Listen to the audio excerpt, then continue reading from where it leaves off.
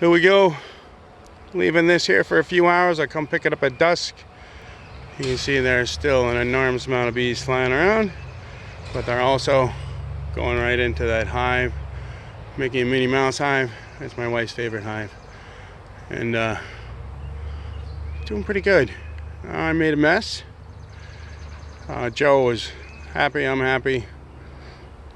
Good 5 pounds of bees. They're even gathering underneath the log a little bit, so I might have to smoke them up again. There you go. Come on, get where you belong. Crazy bees.